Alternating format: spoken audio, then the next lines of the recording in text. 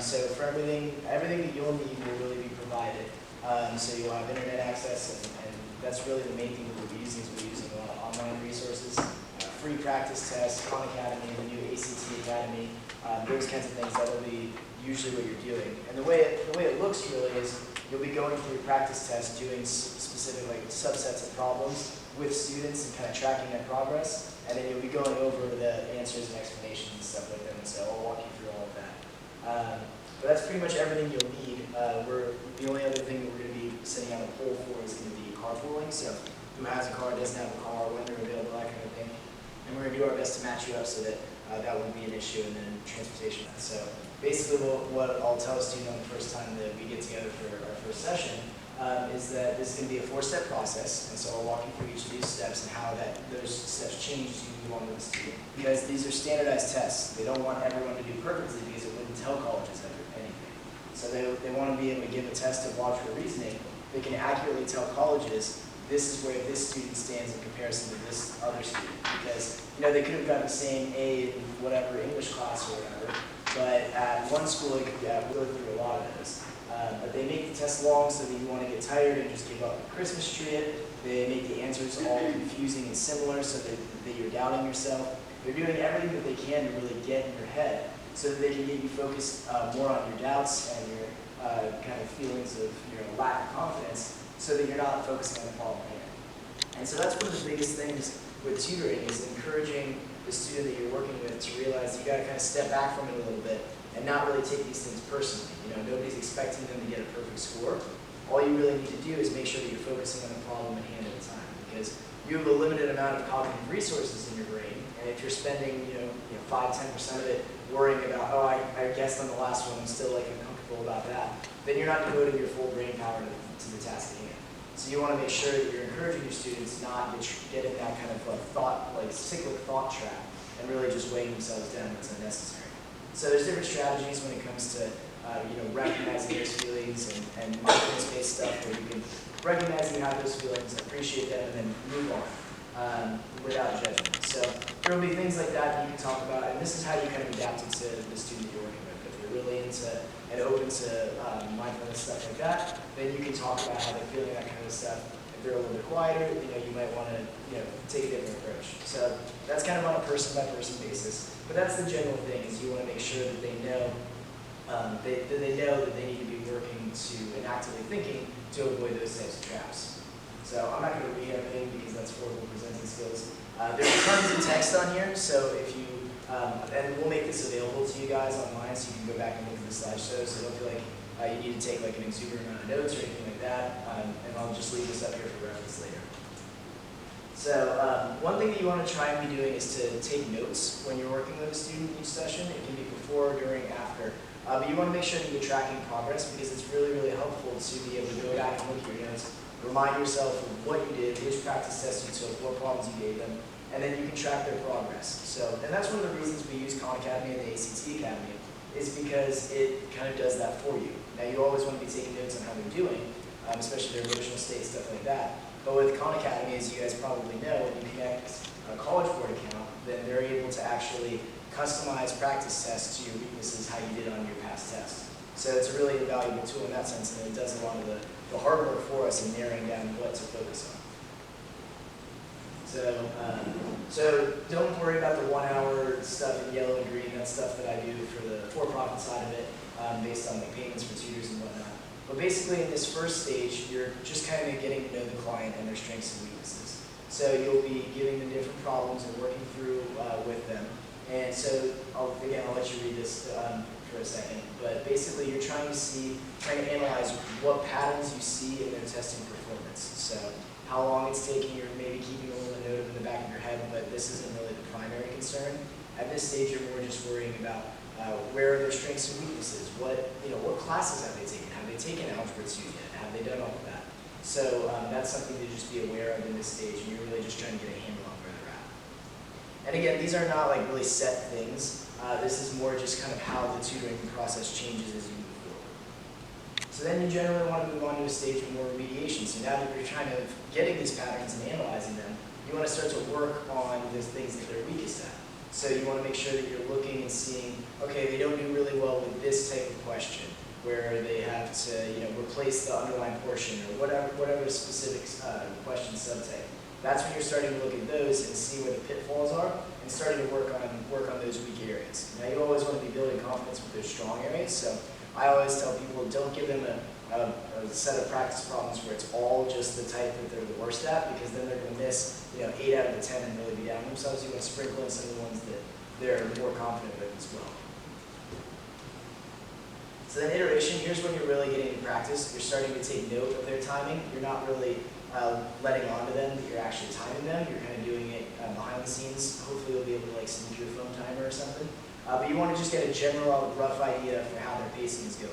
Because in stage 4, that's when you start to implement even more test-like conditions, and that's when you're going to start showing them the timer and having them work with that. Because the timer usually, with a lot of students, produces a lot of anxiety because it's a constant reminder.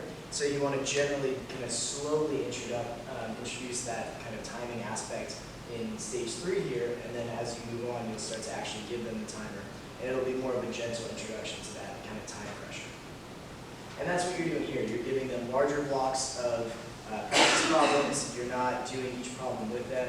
You're not letting them ask questions while they're working with you. They're just going to go through a problem set, and then you'll go through each problem, and you'll go through a passage, and then you'll go and do each problem with them and show them, this is why this is the right answer, this is why this is the wrong answer, even for the ones they got right or wrong.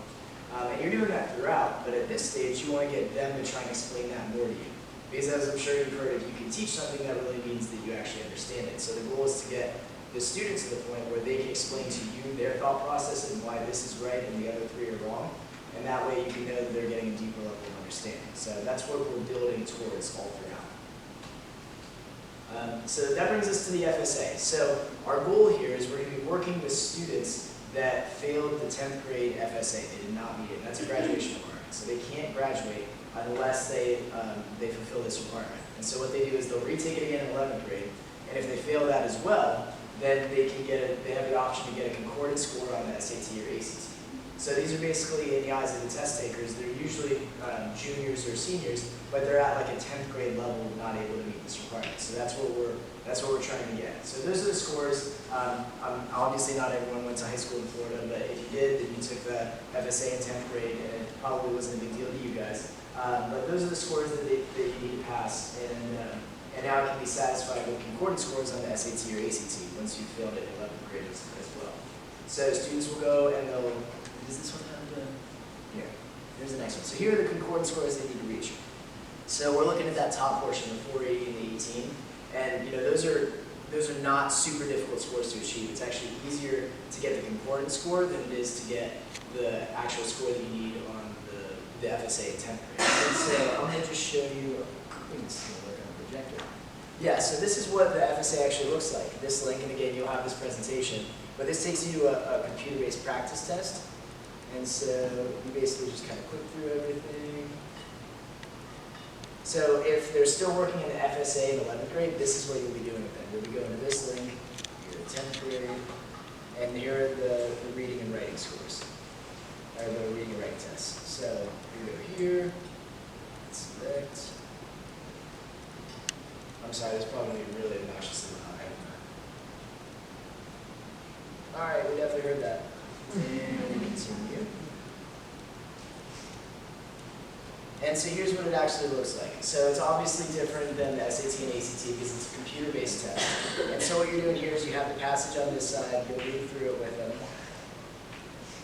And then you'll go to the questions. And so with these types of questions, you're actually scrolling over the text, and it's not really showing up on the projector, but it actually highlights the text that you're going over. So it's kind of like, you can see it right there, how it highlights the text you're going over. And so in this question, they want you to answer with selecting 2 phrases. So obviously I'm not looking what I'm doing, but those will be the 2 phrases we'll select, and then you can go to next here.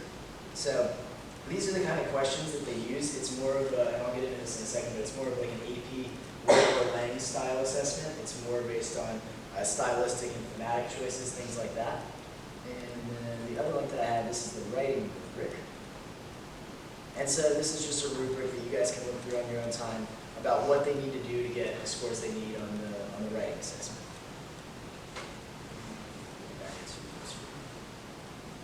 So with the writing, it's an informative or a more explanatory essay is what you're looking for. And so with that, it's very kind of what everyone's been taught since middle school, prototypical, this is how we write an essay. 5 paragraphs, introduction, 3 main points, transitions in between them, conclusion, restate your thesis. The very general stuff. So I'm sure you guys are all in or going to be in soon or have taken already ENC 2135. So I mean, just very formulaic, give the essay reader what they're looking for type stuff here. So with the reading, it's pretty similar to the SAT and ACT, and we'll get into those sections respectively in a little bit. But it's more focused on the kind of analysis, like commentary style of things, and you'll notice some differences there between the SAT and ACT. So when you're looking at these essay prompts and practicing with them, just get in the kind of mindset that we're looking for more of that commentary feel, even though it is that formulaic essay structure. So that's just something to keep in mind. So now I'll go into kind of a brief comparison of the SAT and ACT, how they're different, how they're similar, and then I'll go through each section, walk you through, and just give you some general pointers. Again, you guys all did really well on these tests, so if you have strategies that work for you, if you have things that you think are insightful for the students to know, please feel free to throw them in there. I mean, this is really your opportunity to give it your best effort and customize this to your students as best you can.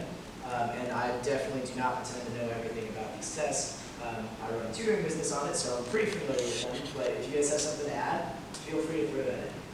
So for these, they each have 4 sections now. But you guys are so young. You never had to experience the old SAT, so you guys, it's all been similar for you.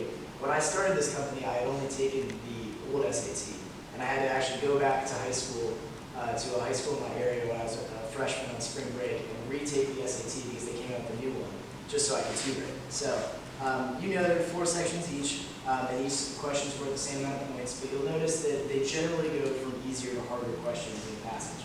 Like if any of you took the ACT, if you know the math section, they start out with like 2 plus 2, and then you're doing trig by the end of it. So it definitely progresses in that manner. But make sure that you realize that that 2 plus 2 is worth the same amount of points as the ones that take way longer to accomplish the other one. So it's definitely worth it to invest your time that way and focus on that rather than getting bogged down by the one that's really interesting or really just pissing you off or whatever it is. So when I say don't get nerd smart, that's what that means. I had a math teacher in high school who used to say that. Don't get stuck on a problem where, and we've all had these, where you feel like, oh, I'm right on the cusp of figuring out when you're getting stuck, and you spend like 3 or 4 minutes looking at that problem, and all of a sudden, you're saying 5 minutes left, and you're kind of screwed for the rest of the test. So that's getting nerd smart. Don't do that. Make sure that your clients know that it's okay to move on from a question, come back later.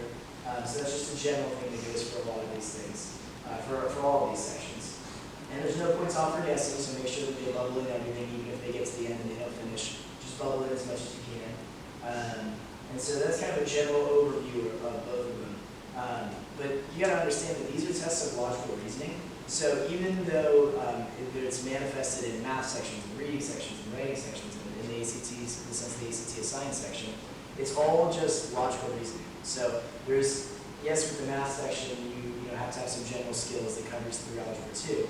But it's all application of those in a logical way. It's really just a glorified IQ test. So just make sure that you're explaining them that even if you don't feel super comfortable with a certain subject matter, we'll be able to review that subject matter with you, get comfortable with it, and it's the same skills over and over again, just manifesting in different ways.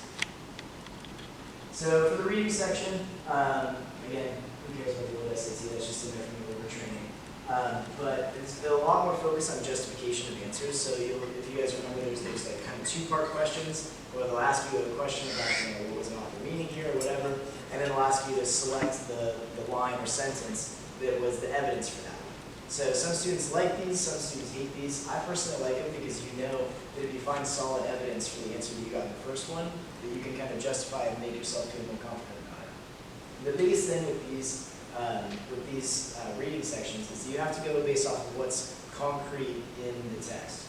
So, we've all taken, or probably taken AP Lit or Ling or both. And all of those, you're always trying to read between the lines. What was the author getting at? What were they implying? What was the theme of this? It's kind of all thrown out the window when it comes to the SAT, ACT reading, because you have to go based off of what's solidly and logically and explicitly stated in the text. So If you find that a student's getting trapped in that, oh, I think the author's trying to get at this, make sure that there is actual textual evidence that backs it up, because that's the biggest component. And that's kind of like the golden rule law of the land, is it has to be in the text stated clearly in order to be a viable answer. So that's kind of general things on the reading section. The writing, you'll notice, the passages are a lot more extended. It's focused more on grammar and stylistic choices. Same goes for the ACT. But with these, it kind of sucks because the American teaching system really sucks about teaching English. So it's hard for students to learn grammar. I remember I didn't know what the preterite tense was until I took Spanish. You know, they never teach you those things. A lot of it is just assumed because it's, for most of us, our native language. So for these, what the biggest difference that it makes, at least in my mind, is how much you read as a kid. Now, obviously, you can't go back in time and help to re-expose them to more literature. But you want to be, especially if they're studying when it comes to the writing sections, is going to be trying to just read on their own, get exposed to what correct grammar looks like in published books. Even if it's fun stuff, I mean, Harry Potter, Lord of the Rings, whatever, try and encourage them to be reading something that has, not like extraordinarily difficult or anything, but can just continue to re-expose them to those grammar rules so that it becomes a little bit more subconscious. So what that turns into for a lot of students is, does it sound right? So you have to tell them to, when you work with them, have them read it out loud if they're unsure about a grammar type question, and have them go over it based on that. Now obviously they can't do that in the middle of the real test, they can't just talk out loud, but you want to get them in the habit of, okay, does this sound right? And then the way that you supplement that with more solid tutoring techniques is we have these two links, and there's other ones that I'll update it with as well. But they have, these are websites for the SAT and ACT grammar rules. So they'll give you a rule, an example of how it's tested, some practice problems. They're really good resources for kind of walking through them. And that's something that you might even consider starting with when you start working on a writing section, is going through those websites and going over the grammar rules so that they at least have kind of a foundational basis of where they're going moving forward. So for the math, two sections, calculator and no calculator. The biggest thing with these tests is you want to make sure that you feel prepared when you're tutoring it, because there's nothing worse than trying to explain a problem to a student or like trying to figure it out as you're doing it and you're not feeling great about it. And the student will notice that too. So especially when it comes, I recommend the same thing for the reading and writing sections, but especially for the math sections, make sure you look through these problems beforehand and are at least familiar with them. And make sure you feel confident explaining them, because if you're not confident in it, they're not going to be confident in it. Now, a lot of times, these students will be in geometry and they haven't taken Algebra 2 yet. And so that's sometimes an issue you run into. The best thing that you can do is kind of take it step by step. Encourage them to really work hard in math classes, and that'll be the best supplement and kind of outside homework that they can get. But just make sure that if there's a concept that you run into that they're not familiar with, skip it, come back to it at the end, and then give them an overview. And Khan Academy has resources for all of this stuff. So does ACT Academy. So then what you can do, we don't expect you to be a math teacher and teach them an entire, chapters worth of content, but point them in the right direction and try and show them the resources they can use to learn more about it and try and get a better handle on it. And just give them the tools that they can use to take it on themselves. So for the essay, now with the new SAT, it's more of an analysis. This is again more of a commentary. So similar to the FSA example in that sense. It's really important that you're trying to grasp the theme. Those are going to be a lot more of the questions that you're going to see. Whereas when I took the SAT, it was like, pick a superhero and talk about their great qualities or whatever. It was more of like an explanatory type thing. So this is more of the AP Lit Lang style commentary essay. Again, follow the big general formula 5-paragraph essay because they like that structure. But just make sure that you're focusing on the thematic points, the stylistic points, what effect does it have on the reader, on the mood, the tone, all of those good things. So the biggest thing is that you want to be able to demonstrate that you understand the main point of the text that they give you, that you're actually able to analyze it and show evidence within the text. So again, textual evidence is key here. You need to make sure that you're pulling examples, in-text citations, and showing how the author uses specific elements in order to convey different things. And then you want to make sure that you write well, and that's the third kind of big category on the essay for the SAT. Is just making sure that you're using good grammar and that everything flows fairly well, and that's the biggest thing. So ACT. So for the English, it's pretty similar to the ACT English. The huge thing here is that it's actually a huge test of redundancy, usually the shorter answer. Now that's a good rule of thumb, but it's not always the case. Just make sure that you're going over specific examples with them. But that's a big thing, and it's almost like a free gimme if you teach them, and every time they're looking at a grammar question to test for that redundancy. That's the biggest thing. With the ACT, they tend to do a bit more stylistic questions, so they'll have you move fragments of sentences around. What would happen? What would the sentence lose if you deleted this? So a little bit more stylistic type questions in that sense. But again, biggest thing, just read through the passage in the question stems and make sure that you're familiar with it before you start going. So for the ACT math, I'm not a big fan of the ACT math, but we tutor it, so I'm going to keep going with it. It's a little bit harder than the SAT math. I feel like you're throwing more trig than the SAT math sections do. So just make sure with this section that you read through the practice problems you went through before and feel very comfortable with it. That's the biggest thing. As far as kind of actual strategies go, that goes for both the SAT and the ACT. You want to make sure that the students are trying to write down, show a little bit of work for each problem. That's a really good reference for if they decide to skip the problem and come back. At least they have something to refer to and refresh where their train of thought is going. So that's a big thing. Make sure that they're actually rereading the question stem once they've found an answer. So a lot of times they'll ask you to do some big conversion. You'll find it, you'll feel accomplished. Oh, that's answer C, perfect. But they wanted you to add 2. So you just forgot this last little part because you didn't answer the question they were actually asking. So that's a big common theme. Make sure that you're actually answering the question in the question stem and following all the way through. So for the reading, one strategy we use, very similar to the SAT here, some vocab stuff, nothing crazy. Not a lot of crazy hard vocab questions anymore. They used to be like, you would have to get like a big stack of note cards and do a ton of vocab words for the SAT and ACT. But now it's a lot more in-text stuff, what does it mean in this sentence, how it's used, that kind of thing.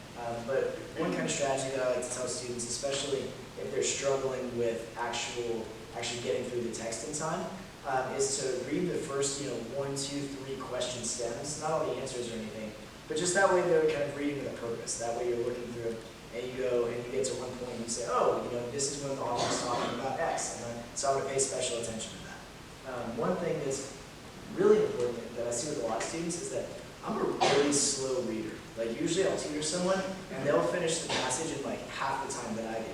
But then when we get to the actual questions, I blow through the questions because I read really slowly and really got a good handle on what the author was doing with that piece of text. And so I'll be able to answer those more quickly.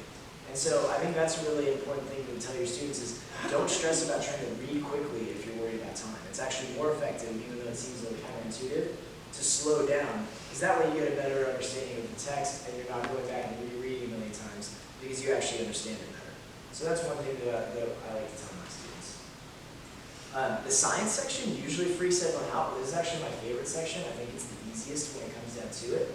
People just see the graphs and the images they have in there and they get kind of freaked out. But it's not a science section. You don't need any science knowledge to do well in this section.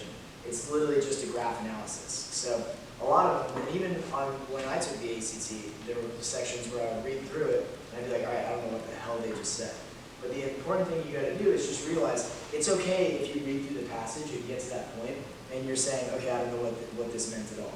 Because they give you kind of baby questions in the beginning, and that'll help you understand more what's going on. And even if you get all the way through and you don't understand it, it doesn't matter. All that matters is that you answer what the questions you're asking. So a lot of it is just going to be refer to this one data point on the graph. How much did it change in the next year, that kind of thing. So it's really just reading and making sure that you're reading well. And a lot of it is just kind of like connecting the dots between the questions and the passage. So looking for the keywords that they're referencing, the data points that they're referencing, and then actually going in and just connecting them and answering the question at hand. So that's the big thing is don't get too into your head and concerned about actually understanding it. I'm a big science nerd, so I think this stuff's really cool, but like it's not important to actually understand it. Just make sure you're answering the questions that they're asking. So for the essay, again, the important thing is that you're clearly stating your perspective, and then you're analyzing the relationship with your perspective and the text that they give you. So pretty similar for to the SAT in the sense, It's just all about making sure that you stick to the main formula and you clearly. I didn't mention handwriting. That's super important. Make sure that they're paying attention to their handwriting during this because that can easily get them to lose points if the reader can actually understand what they're writing. But yeah, so just make sure that you're following that general structure and kind of hitting the high points where a topic sentence in each paragraph, each main paragraph, and then you fill in with evidence and you have a transition to the next paragraph. So stuff I won't harp on it. Stuff that you guys have learned and have been doing for years now. With the ACT essay, it's kind of helpful to follow a bit more of the formula. So if you have them planned for a little bit at the beginning, just draw a brief outline out of the 3 main points and their thesis and how they're going to transition. That's usually really helpful to have them actually lay it out before you just start, kind of vomiting words on the page and hoping you can connect them. So that's the big thing there. In the introduction, again, I'm not going to harp on this stuff because you know it, but make sure that you're including kind of an introduction to the idea, introducing your thesis, and then transitioning to the different points. Same stuff, you're going to introduce your main points in the introduction, and then highlight the textual evidence and your actual explanation of those main points as you go through the main paragraphs. And so, again, transition, main point, evidence, transition to the next one. And then the conclusion, want to relate your thesis again back to your main points. It should really make sense at the end of the essay and say, okay, now you see, obviously not like this, but now you see from these main points in my discussion of them and the evidence for them, why this thesis makes sense, and now we're going to find some way to conclude. So that's the big thing there. Make sure you're restating that thesis. And then if you have time at the end, encourage them to try and revise. So a lot of that's just going to be practice. And we're not going to ask you to sit down and have them write an essay for 30 minutes in front of you because that isn't going to do too much good for either of you. But that's something that you can be asking them to do for homework is say, okay, give yourself a timer when it gets to the point where they're ready to be working with the timer, and have them write an essay to when the practice prompts they give you online, and then have them bring it back the next time so you can check it out. So that's one way that it's pretty easy to go about that kind of stuff. And then finally, we have a bunch of kind of random reminders that I like to tell students. So the night before the test, you want to make sure you're eating, getting a good amount of sleep. Make sure you have your test ticket printed out. Make sure that they have everything set up, their snacks, all of that, their calculator, extra batteries. Just make sure that they're prepared the night before. And make sure that they're emotionally right the night before. I like to tell students that the first time I took the SAT, this was back when it was at 2400. I got a 2250. I was super excited about it, but being the giant nerd that I am, I wanted to make 2300. So I go back to take it again. Well, the night before, I get in a massive fight with my girlfriend, and I dropped over 100 points on the next SAT. And I don't like to blame her for that, but it definitely plays a part in the emotional state that you're in when you're taking these tests. So just make sure that you're encouraging them to do everything they can to make sure that family, friends, girlfriends, boyfriends, everything in between is just hopefully trying to keep everything steady and emotionally continuous right before the test, because then it can't really have a big impact on your performance. And this kind of goes without saying for a lot of us, but these students struggle with school, so make sure that they know that you shouldn't go to that big party the night before, that kind of stuff. Just encourage them to try and get in those good, healthy habits. And the nice thing is when you're teaching these students these things, yes, it applies to these standardized tests, but it also applies to the rest of their scholastic life. So you're giving them strategies for dealing with logical reasoning. Well, you're using logic in every class you take, in every class you've already taken as well. So the important thing is that they're actually going to gain skills from this that transcend just these tests. They can really benefit them in the long run. So what you're giving them is really a very valuable tool, and it's able to hopefully what we're trying to do, as you've seen in the information sessions, is get students more invested in their education. Obviously meet those graduation requirements, but also show them through your mentorship and leadership that getting an education is important in today's world, and it can really open a lot of doors for you and really raise your life trajectory. So that's a big thing, and you guys are all shining examples of that, so you can really show them how great it can be. So that's everything that I have for you today. Those are kind of the general things that we go when we talk about with tutoring, and some of the general strategies. The big thing for you guys is going to be make sure that you kind of go through this and click on the links, read through anything if you have questions, and then I want to be as accessible to you as possible. So if you have questions when you're going through these things, just feel free, and we'll make sure that you have my email and contact info so that I can answer any questions you may have. One last thing that I didn't really go over is homework. you want to try and make sure that you're giving these students things to do in the meantime, because you're going to be going once, maybe twice a week if you want to.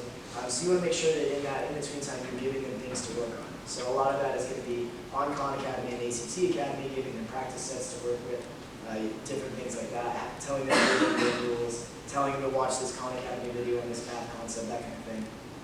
But implement that as you see fit, but really that's an important part of continual practice, is just going to build up that muscle and help them do even better.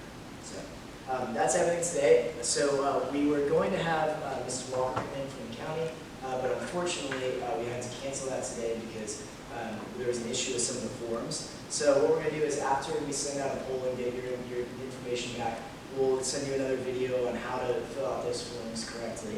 We'll submit those, and then the next stage will be for you all to go to the district office and to get fingerprinted, and then you'll be set to go.